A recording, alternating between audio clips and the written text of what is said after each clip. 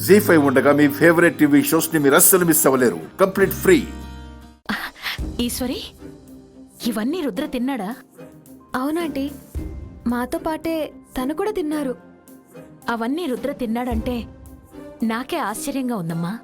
ఏమైందంటీ? అవి రుద్రగారికి ఇష్టముండవా? ఇష్టం ఉండకపోవడం కాదు ఈశ్వరి, అవి తింటే చాలా కష్టపడిపోతాడు. ఫుడ్ పాయిజన్ అయ్యే ప్రమాదం ఉంది.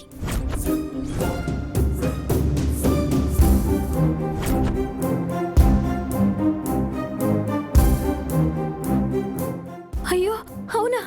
అవును ఈశ్వరి, వాటిలో ఏ ఒక్కటి రుద్రకి పడదమ్మా. స్టమక్ అప్సెట్ అయిపోతుంది, హెల్త్ పాడవుతుంది. అది తెలిసి కూడా వాడు ఎలా తిన్నాడో నాకు అర్థం కావడం లేదు. అప్పటికి మా పిల్లి అడుగుతూనే ఉన్నారంటే ఇవన్నీ నీకిష్టమేనా అని. నాకిష్టమే అంటూ తినేశారు. అసలు రుద్ర ఏం చేస్తున్నాడో నాకు అర్థం కావడం లేదు ఈశ్వరి. తెలిసి తెలిసి ఇంత పెద్ద తప్పు ఎలా చేశాడు? అవి తింటే వాడికి చాలా సివియర్గా హెల్త్ ప్రాబ్లం వచ్చేస్తుంది. మీరు కంగారు పడకండి ఆంటీ, నేను వెళ్ళి రుద్రగారిని అడుగుతాను. ఒక్కసారి కనుక్కోమ్మా, నాకు చాలా కంగారుగా ఉంది. సరే ఆంటీ.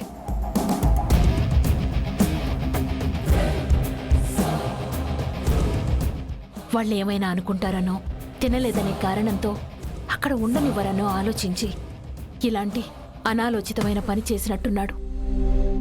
ఛా, ఇప్పుడేం చేయాలి? ఏ మిరపకాయ, ఏంటి అలా చూస్తున్నావు? ఈరోజు లంచ్లో తిన్నవి మీకేవీ పడవట కదా? పడనప్పుడు ఎందుకు తిన్నారు? ఒక్క మాట చెప్తే మీకోసం వేరే చేసి పెట్టేదాన్ని కదా. మీలా బతకాలి అన్నా, మీతో కలిసిపోవాలన్నా మీరందరూ తినేదే కదా, నేను కూడా తినాలి. అలా అని ఆరోగ్యం మీద తెచ్చుకుంటారా?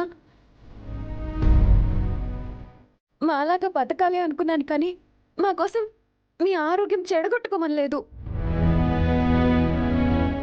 మా కోసం ప్రాణాల మీదకి తెచ్చుకోమనలేదు. ఏంటి బాబు ఇదంతా? మా వంటలు నీకు పడకపోతే మాకొక్క మాట చెప్పాలి కదా. అయ్యో పర్వాలేదు అత్తయ్య గారు. ఈశ్వరి, వెళ్ళి కషాయం తీసుకురా. సరే నానమ్మ, ఇప్పుడే తెస్తాను.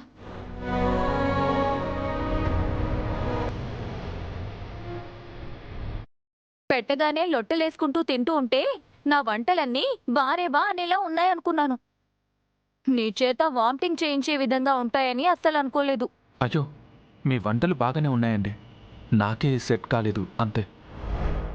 మా వంటలకి ఒక్క రోజుకే బిక్కమొహం వేస్తే ఇక 7 రోజులు తింటే ఏమైపోతావో ఏంటో.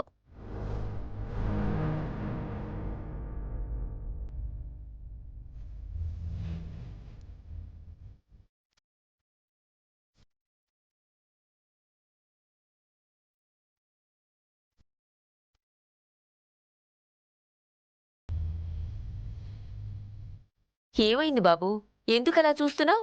మా ఇంట్లో నన్ను ప్రేమగా చూసుకోవడానికి, ఏదైనా అయితే కంగారు పడ్డానికి, నాతో పాటు సంతోషపడ్డానికి, నా బాధను పంచుకుంటూ ఓదార్చడానికి మా అమ్మ ఒక్కటే ఉంటుంది. కానీ అమ్మలాంటి వాళ్ళు ఇక్కడ ఇంతమంది ఉండేసరికి నా మనసుకి తృప్తిగా అనిపిస్తుంది.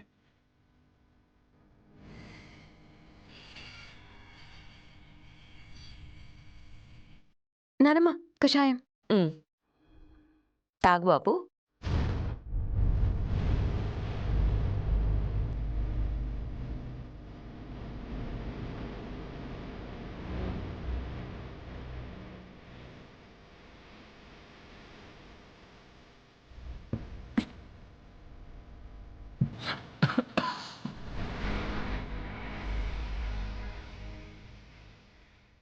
నీకేదైనా నచ్చకపోయినా ఇబ్బందిగా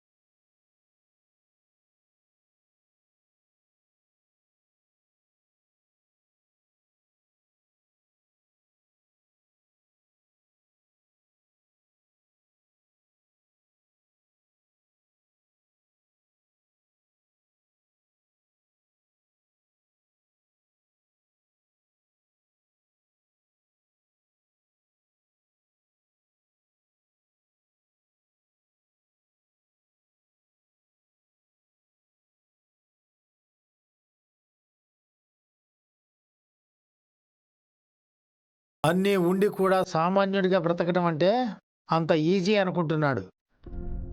మాలాంటి బ్రతుకులు నిప్పుల మీద నడకలని, అదంత సులువు కాదని ఇప్పటికైనా తెలుసుకోమని చెప్పండి. తెలుసుకుంటాడులే అన్నయ్య. ఈ ఒక్క పూటకి చుక్కలు కనిపించుంటాయి.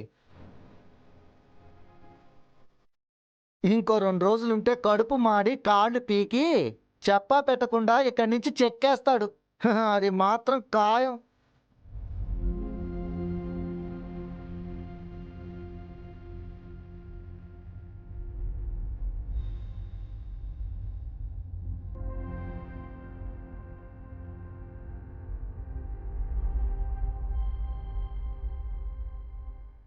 వాళ్ళు అలాగే అంటారులే. వాళ్ళ మాటలు పట్టించుకోకు బాబు. రోజు రోజుకి తగ్గిపోయే చందమామను చూసి కొంతమంది నవ్వుకోవచ్చు. కానీ పున్నమి రోజు కనిపించే సంపూర్ణమైన చంద్రబింబాన్ని చూసి నవ్వుకున్న వాళ్లే నోళ్ళు వెళ్ళబెట్టి చూస్తారు. నువ్వు పడే ఇలాంటి చిన్న చిన్న ఇబ్బందులు చూసి ఎవరేమనుకున్నా సరే నువ్వు పట్టించుకోకు. నీ మీద నమ్మకంతో నువ్వుండు.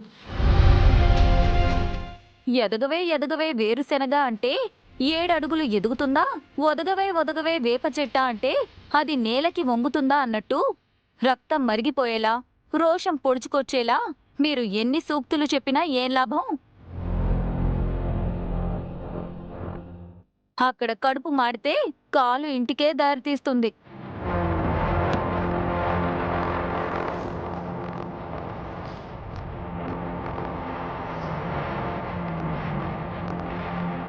బాబు, ఇప్పటికే నువ్వు నీ స్థాయిని వదులుకొని చాలా మెట్లు దిగి వచ్చావు.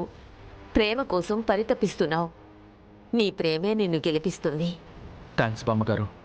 కనీసం మీకైనా నా మీద నమ్మకం ఉంది. మిగిలిన వాళ్ళు కూడా నన్ను నమ్మేలా, నా గెలుపుని ఒప్పుకునేలా నన్ను నేను నిరూపించుకుంటాను. చూడండి. సరే బాబు, నువ్వెళ్ళి రెస్ట్ తీసుకో. ఈశ్వరి, అబ్బాయికి కాస్త పక్క సర్ది పెట్టు. రండి. జీ5 యాప్ డౌన్లోడ్ చేసి అన్ని ఎపిసోడ్స్ పూర్తి ఉచితంగా చూడండి.